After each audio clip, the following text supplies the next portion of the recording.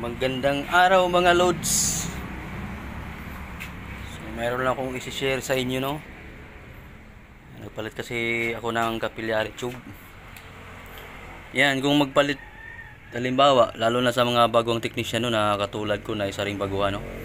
Kung magpalit tayo ng capillary tube, magpalit na rin tayo ng suction line galing sa evaporator. Yan. Kasi yung kuan kasi yung capillary tube kasi at saka yung suction line yung galing sa evaporator, yung sa low side, nagkadikit kasi sila eh, ganyan, no? Kita nyo ba? Yan, no? Yan.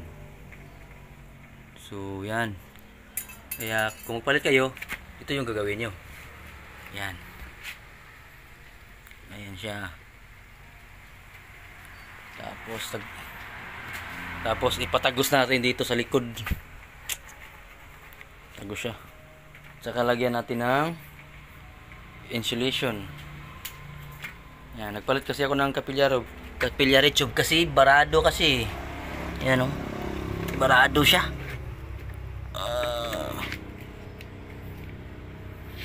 Kaya kailangan natin magpalit ng capillary tube.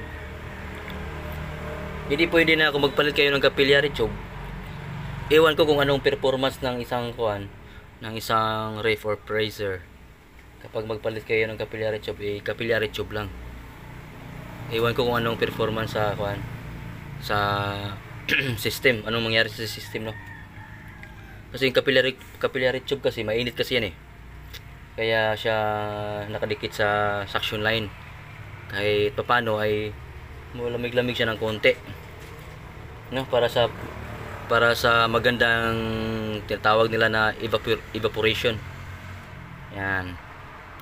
Mas maganda daw yung mas maganda daw yung evaporation ng capillary tube kapag hindi na masyadong mainit. Kaya sa nakadikit sa suction line. Yan. So, salpakan natin, no. So, ayan na siya mga lodi. Yan. Yung suction line, yung low side galing sa evaporator dito na sa likod. So yung capillary, ito na yung capillary, oh. Yan, capillary tube. Tapos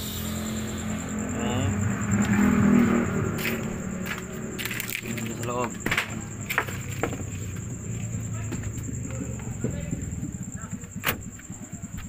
Ayo.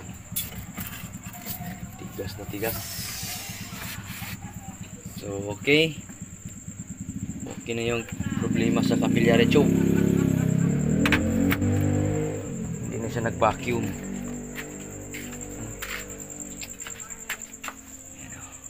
R600 po ito.